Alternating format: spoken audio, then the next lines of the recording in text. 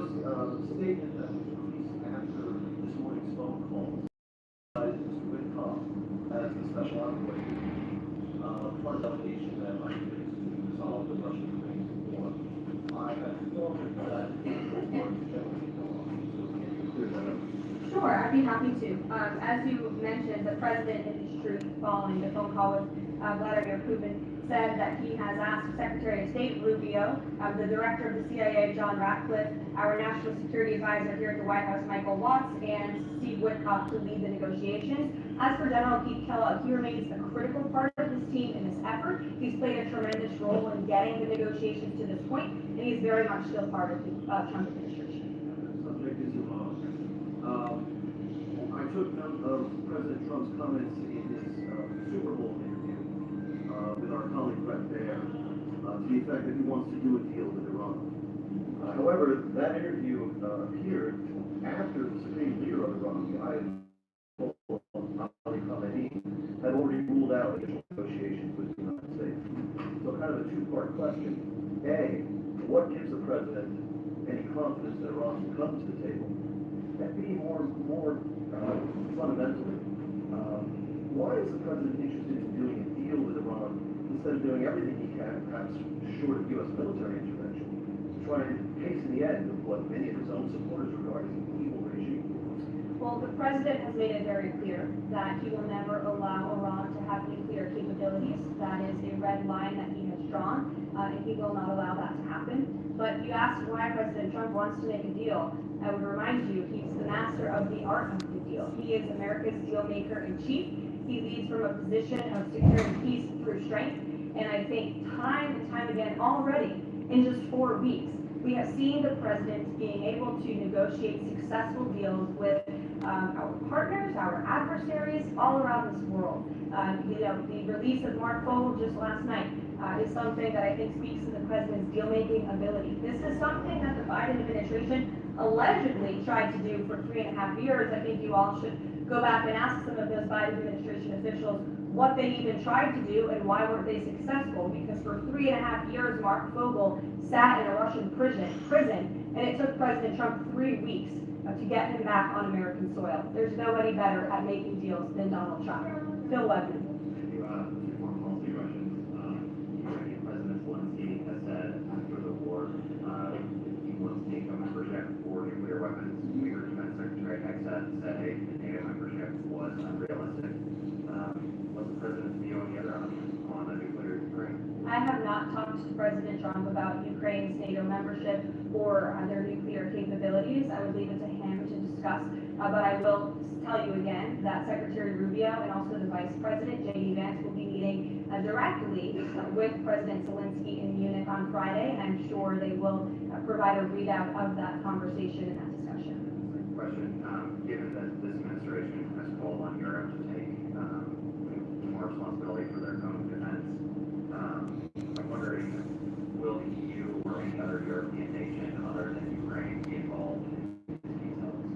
I don't have any European nations who are involved currently to read out for you. Certainly, the president has employed a very strong team or deployed a very strong team to continue these negotiations. And the fact that he was on the phone with both President Putin and President Zelensky today shows that he's very much involved in this effort as well. Oh my gosh. Sure. He is involved Do you indeed. expect the president to negotiate in person with Zelensky again? I don't have anything to read out on that for you today. Maggie, good to see you.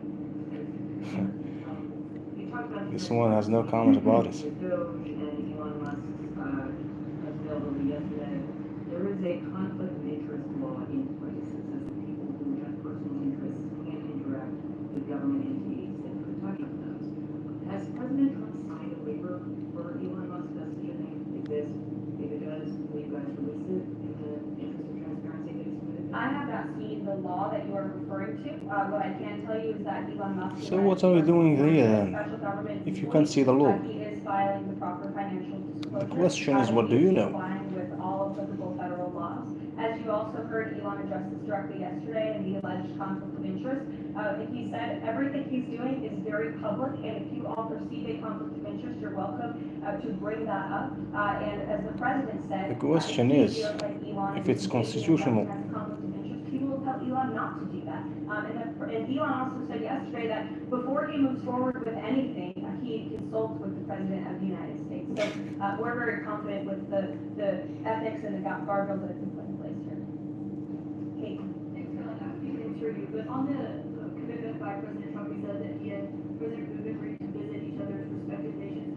Are there any preconditions that President Trump has that President Putin must do before he goes and meets with him, withdrawing some forces, withdrawing all forces, anything like that? Not that I'm aware of. That doesn't mean they don't exist. But I was just talking with the president. This really makes me wondering if I wasn't made aware of Trump conditions, but if they exist, is putting his money where his mouth is. Because what makes Trump capable of making Putin doing what other presidents couldn't make him do? We did hear from the defense secretary. Or is he just selling us some, NATO membership is not realistic for Ukraine. I don't know, yellow ribbons and Aren't they giving the American flags?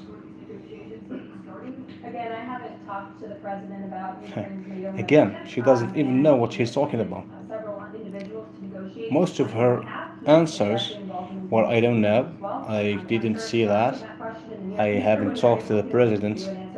So the question is, what are you doing here? Which White House official made the decision to bar the AP reporter from the Oval Office and the diplomatic reception from last night? Well, first of all, let me just set the record straight. It is a privilege to cover this White House. It's a privilege to be the White House press secretary. And nobody has the right to go into the Oval Office and ask the President of the United States questions. That's Here we go the again. position that is given. And there are hundreds of outlets on this campus. Many of you in this room who don't have the privilege of being part of that pool every single day and getting to ask the President questions. We reserve the right to decide who gets to go into the Oval Office, and you all have credentials to be here, including the Associated Press who's in this briefing room today. Real nature is the argument. So, what about our rights? If you weren't selected, you can't go into the Oval Office and ask the president questions.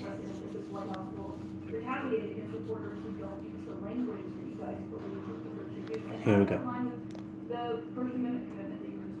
I was very upfront in my briefing on day one. This is what I'm talking about, guys. Listen. That there are Listen lies carefully. being pushed by outlets in this room. We are going to hold those lies accountable. And it is a fact that the body of water off the coast of Louisiana is called the Gulf of America. And I'm not sure why news outlets don't want to call it that, but that is what it is. The Secretary of the Interior has made that the official designation in the geographical identification name server, and Apple has recognized that. It's Google called has the Gulf of recognized that. Mexico. Pretty much every other outlet That's- in this at room least has that's what we recognized learned in that school. water as the Gulf of America. It was It's called the very Gulf of important to this Mexico. administration that we get that right, not just for people here at home, but also for the rest of the world. Sure. I just can't believe that press conference in the Oval Office and they are discussing geography.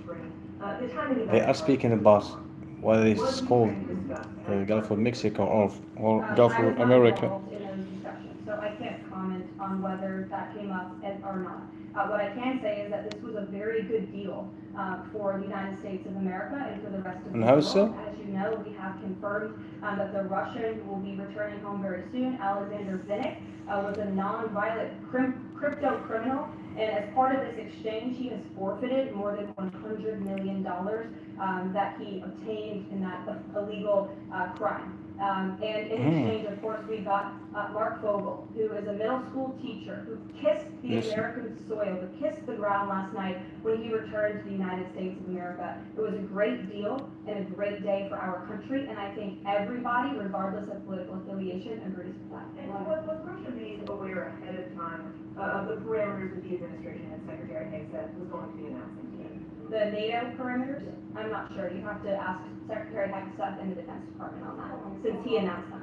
Jackie? Just to be clear, so when. She didn't answer any of their questions. Position on U.S. policy, She's just going around them. the President and maybe not Secretary of Defense, what he outlined today would represent the shift in U.S. policy. I'm not saying that. I'm just saying I speak for the President of the United States behind this podium, and I will let him discuss that region. I cannot believe, guys, that this is a press conference in the Oval Office of the strongest country at least was supposed to be the strongest country in the world. Listen to the answers, guys. One of whom worked for Radio Liberty. Out of respect for the privacy of these individuals, their request, we have no further details to announce on their identities, but we can confirm that one American was released today, and it's a remarkable victory on the heels of Mark Fogel returning to America last night. These are highly educated, respectful journalists, I don't have details on but that at this moment. I the do know speaker, that 3 individuals have been she has no clue what she's talking about. We do. Thank you so much.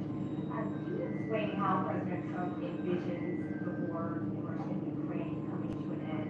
Does he expect Ukraine to hand over all the territory in question? Again, these negotiations are ongoing. I will allow the president to divulge any red lines that he may set, but I think as deals in the past have come to fruition, the president has proven one of And the as always, things that makes diplomatic him a very answers. effective negotiator is not revealing what he's Tell us what you think, guys, in the comments. But he is at the forefront of these negotiations, in addition to the very qualified individuals who he's tasked with speaking to both President Putin and President Zelensky.